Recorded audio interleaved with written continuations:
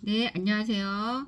예, 매일매일 나는 모든 면에서 점점 더 발전하고 있다. 매일매일 나는 모든 면에서 점점 더 발전하고 있다. 매일매일 나는 모든 면에서 점점 더 발전하고 있다. 예, 그리고 나는 기적이다. 나는 기적이다.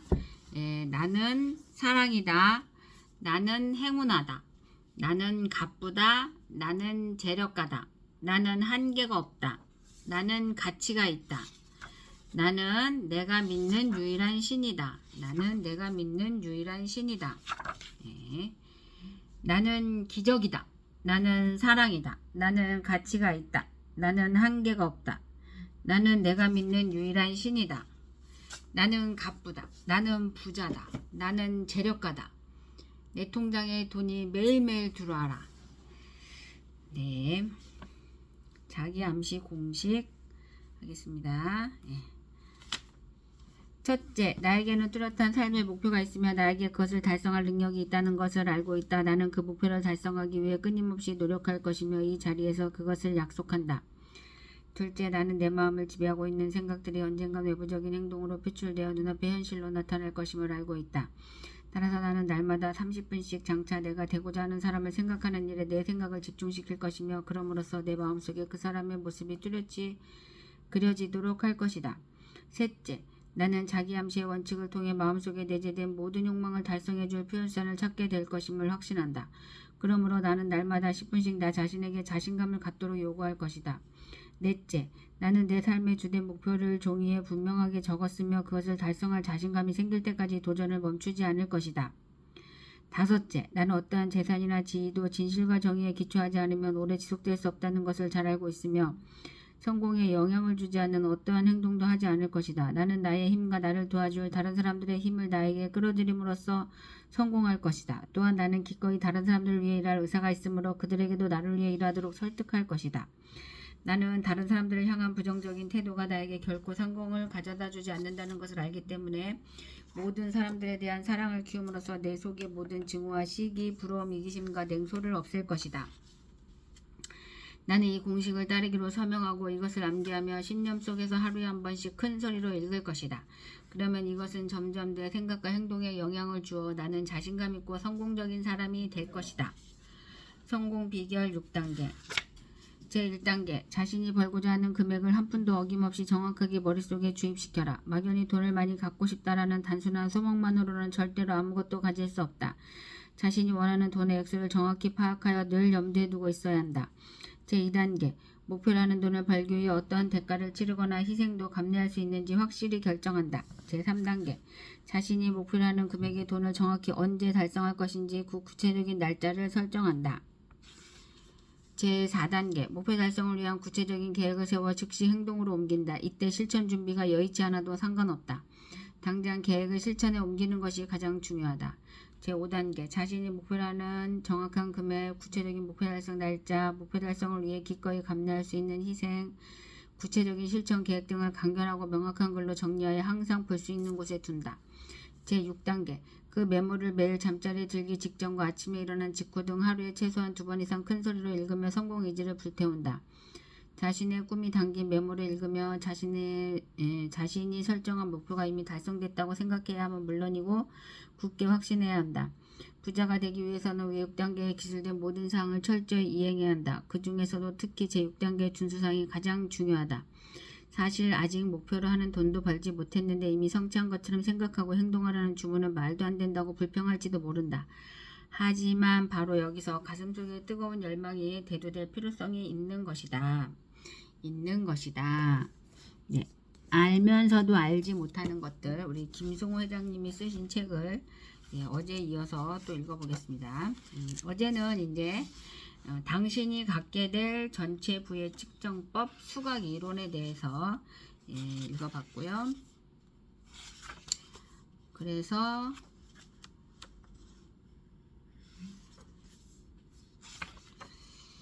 부는 부의 속성을 이해하는 자에게 안긴다. 이것도 읽어봤죠. 그리고 달콤한 고통에 대해서도 우리가 읽어봤어요. 고통을 즐겨라. 고통을 즐겨라.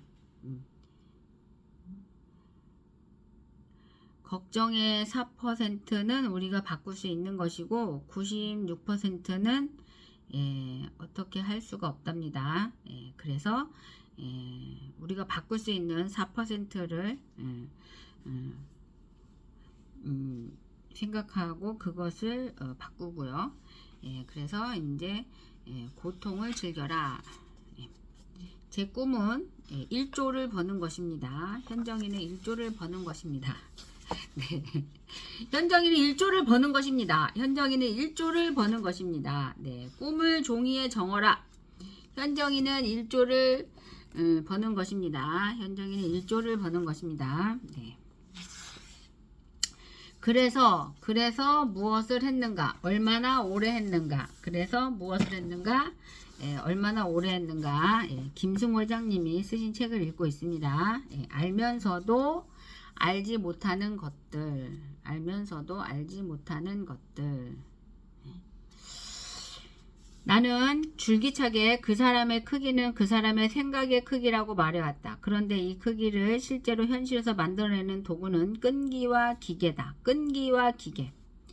제가 이제 어제 명함을 이렇게 사람들한테 주려고 가지고 나갔는데 오늘 아침에 출근하다가 한 사람한테 줬어요. 한 사람한테.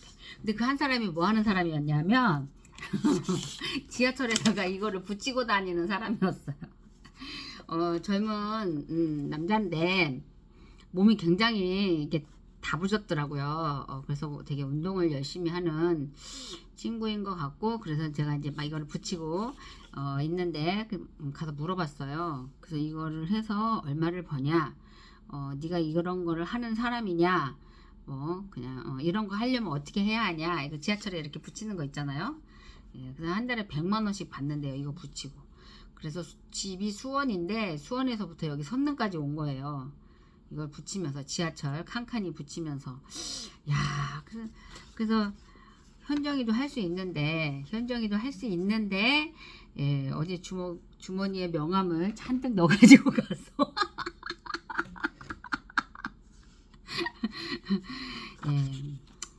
하여튼 그랬습니다.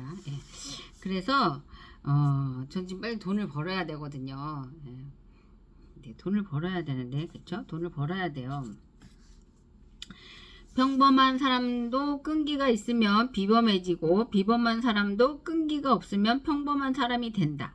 끈기는 모든 것을 이겨낸다. 세상은 기다릴 줄 아는 사람에게 보상한다. 기회는 항상 다시 돌아오는데 끈기가 없으면 돌아오는 것을 보기 전에 그만두게 된다. 이에 존버정신, 존나게 버티는 정신은 존중받을 만하다. 존버정신, 호들러, 존버정신. 어떤 분야에 있는 사람일지라도 성공과 가장 큰 상관관계가 있는 개인적 품성이라면 나는 당연히 끈기를 첫 번째로 본다. 끈기. 업무 지시를 받은 직원들 중에서 상대 거래 회사가 저희 제안을 거절했습니다라고 단순히 상황을 알리며 포기하는 사람과 이번 제안을 거절했으니 다른 제안을 해보겠습니다라고 포기하지 않는 사람의 일의 성과 차이는 전혀 다르다. 끝까지 해보려는 의지가 있음을 상대가 알면 함부로 버려두지 않는다. 싸움에서 내가 아무리 힘이 강해도 상대가 이 싸움에서 죽기 살기로 마음먹고 덤비면 이길 방법이 없다. 내가 그를 실제로 죽일 수 있는 상황이 아니라면 오히려 상대를 존중하거나 달래야 한다. 끈기는 성공을 잡기 위한 위대한 무기다. 끈기는 성공을 잡기 위한 위대한 무기다. 죄송합니다. 제가 끈기가 너무 부족해서. 끈기를 대신할 만한 것은 거의 없다. 똑똑한 사람이 다 성공하는 것은 아니다. 천재라고 다 성공하는 것도 아니고, 똑똑하고 천재적이고 재능이 많고 돈이 많고 교육을 많은 사람들 중에도 낙오자들이 수두룩하다. 모두 끈기를 갖추지 못했기 때문이다. 능력의 다른 말은 끈기다. 능력의 다른 말은 끈기다. 언젠가 울타리를 잠그는 열쇠를 잃어버려 자물쇠를 부셔야 할 일이 생겼다. 망치로 10번을 내리치고 20번을 내리쳐도 꼼짝을 하지 않았다. 작은 망치로 상업용 대형 자물쇠를 부셔서 연다는 것은 어림도 없어 보였다. 마사지 받는 것처럼 자물쇠는 태어났다. 어떤 사람은 이런 경우에 서너 번 쳐보고 포기할 것이고 일부는 20번쯤 하다 그만둘 것이다. 내가 끊임없이 쳐본 이유는 망치가 부러지지 않았기 때문이다. 네, 망치가 부러지기 전까지는 그만두면 안 된다. 결국 100번 가까이 치자 한 방에 후두둑 자물쇠가 고리가 부서졌다. 야, 진짜 제가 이거 정말 배워야 되거든요. 정말 저는 사슬 매니아 가입하라고 한두 번, 두세 번, 서너 번, 너댓 번 뭐 하다가 이제 전화를 이제 문자로 계속 보내다가 전화를 하면 뭐 어떤 사람들은 이제 차단시켜 놓은 사람들도 있고, 네, 아예 통화가 안 돼 버리는 사람이죠. 전화를 아예 지금은 통화할 수 없습니다. 이렇게 바로 나오는 경우는 차단을 시켜 놓은 것 같아요.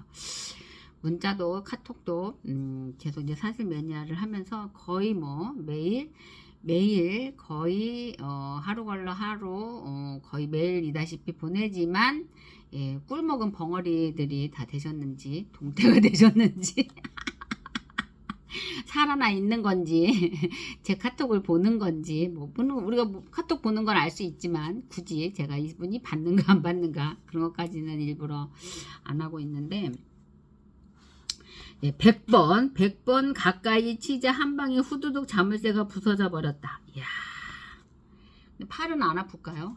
100번을 칠 때까지 팔도 아프겠죠. 뭐 어쨌든 끈기 있는 작은 반복의 대형 자물쇠도 버틸 재간이 없었던 모양이다.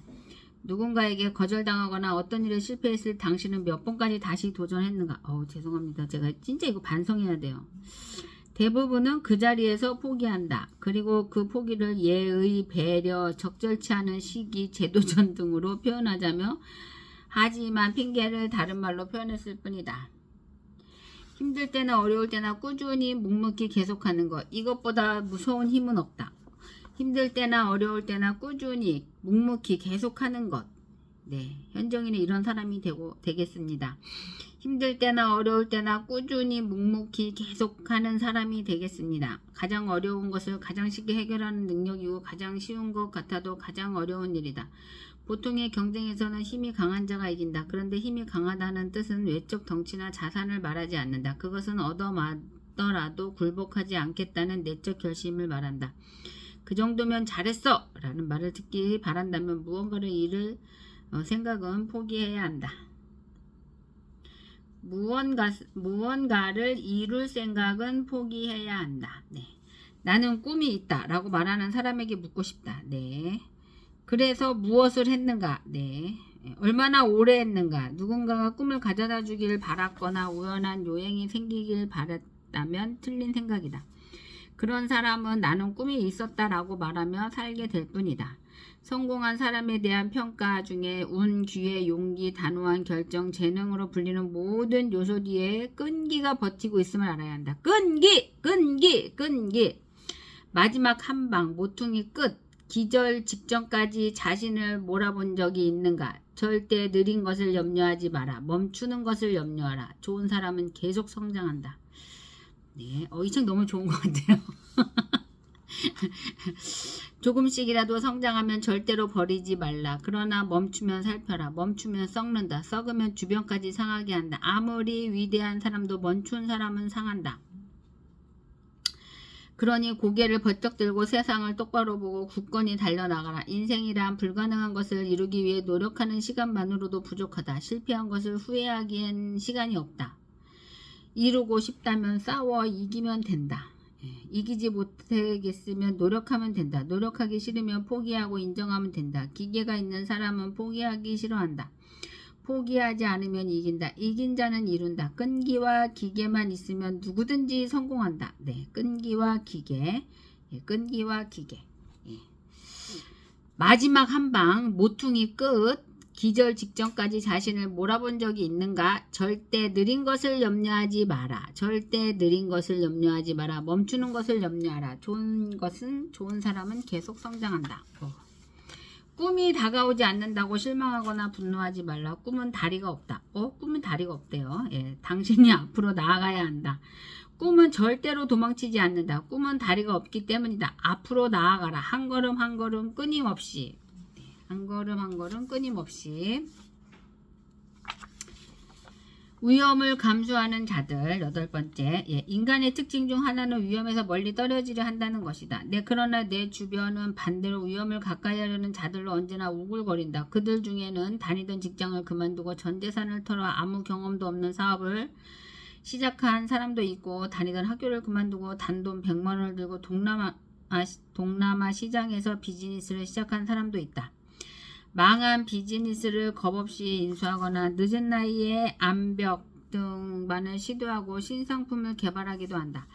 나는 그들 사이에 있을 때 가장 행복하고 짜릿하다. 이들과 공감하고 의견을 나누고 생각을 교류할 때 위험은 안정과 자유를 확보하기 때문이다. 아무런 위험을 감수하지 않으려 하면 얻을 수 있는 게 아무것도 없다. 오히려 그로 인해 인생은 더 큰 위험에 처하게 될 뿐이다. 스티븐 코비는 인간의 가장 큰 위험은 위험이 없는 삶이라고 말했다. 위험이 없는 삶이라고 말했다. 나는 주식을 살 때 집중 투자를 선호한다. 하나의 주식에 전액을 쏟아붓는다. 흔히 말하는 투자 방식이 전혀 아니다. 일반적으로는 가장 위험한 투자 방식이다. 그렇다고 도박을 하는 것도 아니다. 분산 투자란 자신이 뭘 하는지 모르게 위험을 나누겠다는 의미다. 하지만 한 회사에 대해 오래 깊이 알고 있으면 모르는 10군데에 투자하는 것보다 낫다. 위험을 이해할 때 위험이 사라지는 원리다. 모든 위대한 결과는 대부분 위험을 무릅쓴 결과다. 위험을 거치지 않는 대가는 작고 보잘것없으며 쉽게 사라진다. 나는 위험을 감수하는 자들이야말로 인생의 선생이라고 느낀다. 기꺼이 위험을 감수하고 그에 대한 책임을 지려는 사람이야말로 열매를 먹을 자격이 있다. 연내 인생은 전체가 위험으로 둘러싸여 있다. 이런 인생에서 위험을 거부하고 위험을 피해 산다는 건 불가능한 일이며 가장 어리석은 일이다. 위험이란 칼과 같아서 나를 잡으면 다치지만 손잡이를 잡으면 멋진 도구가 된다. 하지만 위험하다고 피하기만 하면 상처가 날 수밖에 없다. 인생에 두려운 것도 없고 배신도 없었고 모욕을 당하거나 굴욕적인 날들도 없었다면 그는 한 번도 위험을 감수해 본 적이 없다는 뜻이다. 내가 위험을 감수하거나 위험을 두려워하지 않는 이유는 위험 속에 보물이 숨겨있기 때문이다. 위험 속에 보물이 숨겨있기 때문이다. 너무 멋진데요. 내가 위험을 감수하거나 위험을 두려워하지 않는 이유는 위험 속에 보물이 숨겨져 있기 때문이다. 현장이 도전! 현장이 도전. 위험 속에는 기회라는 보물과 변화라는 보물 그리고 보상이라는 보물이 있다. 위험 속에는 기회라는 보물과 변화라는 보물과 그리고 보상이라는 보물이 있다. 인생의 기회를 얻고 이를 통해 변화하고 보상을 얻는 모든 일이 하나의 콩깍지 안에 들어있는 것이다. 콩깍지. 나는 하루에도 수없이 많은 중대하고 시급한 결정을 이런 결정들은 나와 내 주변 그리고 다른 사람들의 삶에 직접적인 중대한 영향을 이런 결정을 내리는데 걸리는 시간은 때에 따라 채 1분도 안 되는 경우도 흔하다. 이런 결정들이 하루에 몇십 개씩 이어지는 일도 있다.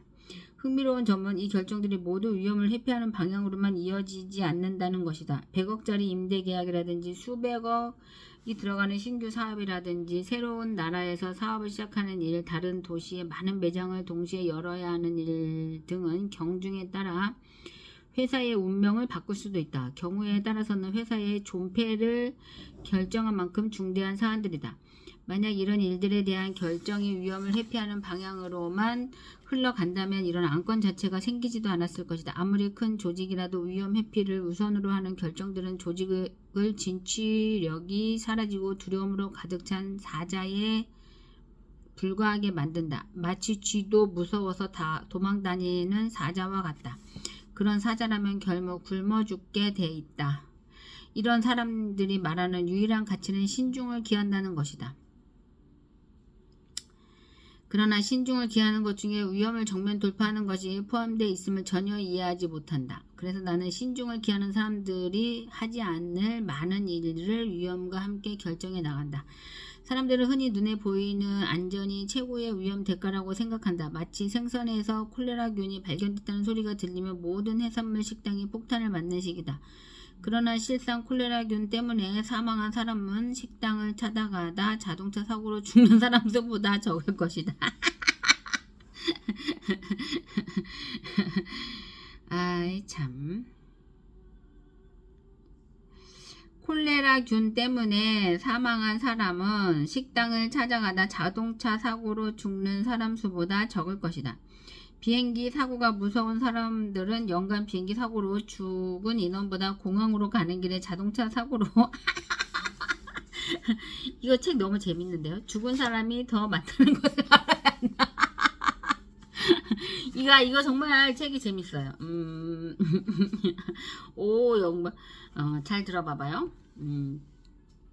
사람들은 흔히 눈에 보이는 안전이 최고의 위험이 대비라고 생각한다. 마치 생선에서 콜레라균이 발견됐다는 소리가 들리면 모든 해산물 식당이 폭탄을 맞는 식이다. 그러나 실상 콜레라균 때문에 사망한 사람은 식당을 찾아가다 자동차 사고로 죽은 사람이 더 많다는 거죠. 비행기가 위험한데 비행기를 타러 가다가 자동차 사고로 죽은 사람이 더 많다는 거죠. 그러니까 비행기를 안 타러 갔으면은 비행기 사고로 죽은 사람보다 공항으로 가는 길에서 그러니까 공항에 가지 않았으면은 자동차 사고로 죽을 일도 없었을 텐데 이렇게 되나요? 잘 모르겠다. 이 책 엄청 재밌는데요. 암으로 사망할 위험 때문에 그 슬린 고기를 가려먹는 사람이 음주운전을 하고 집으로 간다면 위험을 심각하게 잘못 이해하고 있는 것이다. 위험을 객관적으로 판단하지 못하면 더 큰 위험에 우리를 내몰게 될 뿐이다. 인간의 보편적 위험을 제거하려는 안전 욕구 때문에 수많은 보험과 공공정책, 의료 정보들이 난무한다.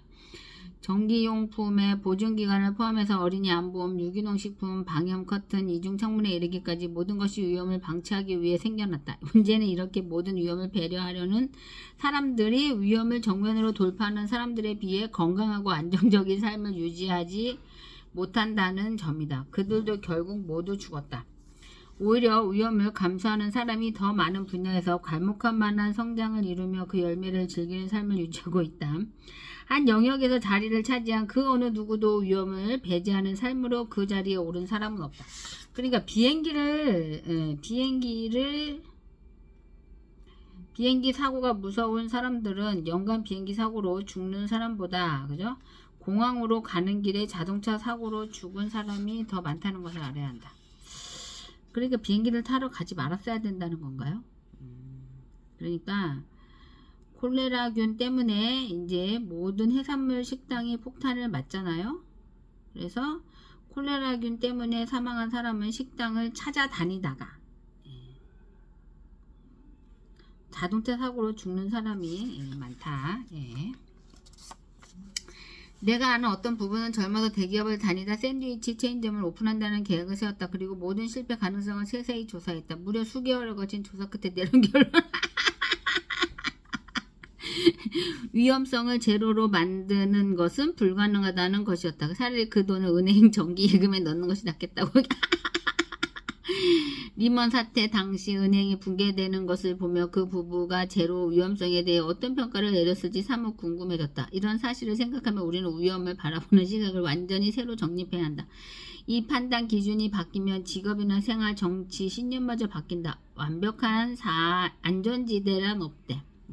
완벽한 안전지대란 없다. 이를 알면 스스로 안전지대를 만들기 위해 위험과 당당히 싸워 나가야 한다. 제가 여기에서 정말 위험 속에는 기회라는 보물, 변화라는 보물, 보상이라는 보물이 있다. 네, 알겠습니다. 오늘 책은 여기까지 읽겠습니다. 제가 너무 재밌게 읽어가지고 그쵸? 한 사람에게는 이기고 두 사람에게는 질 정도의 체력과 모든 사람의 칭찬을 받기엔 약간 부족한 용모를 가진 자가 가장 뛰어난 자가 아니고 무엇일까? 또 다음에 책을 읽게 되면 제2장 사업을 하려는 사람에게 라는 제목의 책을 읽도록 하겠습니다. 경쟁자가 사라졌다.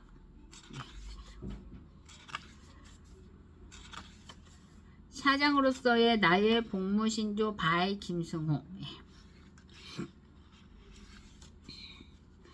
사장으로서의 나의 복무신조. 나는 이 회사의 대표로서 임직원, 주주, 소비자, 사회가 모두 이익이 되는 일을 찾아 회사의 성장을 도울 것이며 이들 구성원 모두가 행복할 수 있도록 노력하겠다. 나는 직원 개개인을 성별, 인종, 종교, 성, 정체성, 나이 등으로 승진이나 임금에 차별하지 않으며 인격 모독적인 어느 행동을 하지 않겠다. 나는 직원의 사생활에 관여하지 않을 것이며 이를 판단하는 근거로 사용하지 않을 것이며 업무의 시간을 존중하겠다. 나는 내 직원들을 부당한 압력과 부당한 대우에서 보호할 것이며 거래처에 부당한 압력과 부당한 대우를 요구하지 않겠다. 나는 선의의 의도를 따라 사업을 할 것이며 청탁이나 뇌물 등의 부정한 이익을 얻지 않을 것이며 회사의 수익을 부당하게 사용하지 않을 것이다. 나는 끊임없이 공부와 자기개발을 통해 사업을 확대 보전하며 직원들의 건강과 나 스스로의 건강을 지키겠다. 이 회사가 사회에 공헌하는 회사인지 항상 고민하고 해가 될 일은 하지 않겠다. 나는 직원, 소비자, 경쟁자에게 모두 존경받는 경영자가 되겠다. 나는 성실하게 납세 의무를 다할 것이며 탈세 및 기타 범죄와 관련된 사업은 하지 않겠다. 나는 자랑스러운 사업가이자 기업가로 사회에 고용을 창출하고 환경보호와 문화 사랑을 평생의 보람으로 간직하겠다. 이 책을 읽고 서명을 마친 사장들은 앞으로 이런 자세와 의무감을 가지고 사장의 직무에 임해주기를 권한다. 더불어 사장이 되고자 꿈꾸는 모든 이도 이런 자세를 마음에 담아 훌륭한 사장이 되기를 바란다. 나는 현정이는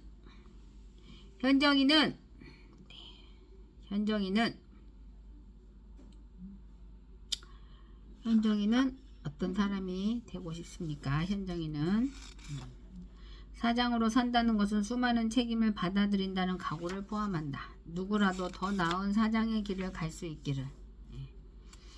내일은 하여튼 제 2장 사업을 하려는 사람에게 붙어있고요. 오늘 안전한 완벽한 안전지대란 없다. 이를 알면 스스로 안전지대를 만들기 위해 위험과 당당히 싸워 나가야 한다는 것을 알게 될 것이다. 위험 속에는 기회라는 보물과 변화라는 보물 그리고 보상이라는 보물이 있다. 네, 감사합니다. 네, 감사합니다. 그러니까 명함을 주면, 그쵸? 네, 명함을 주면, 이게 주는 게 어렵단 말이죠. 예, 주는 게 어려운데, 명함을 용기 내서 주면, 그쵸? 예, 그 속에는 기회라는 보물, 변화라는 보물, 그리고 보상이라는 보물이 있다는 거죠. 보상. 저는 지금 보상이 필요합니다.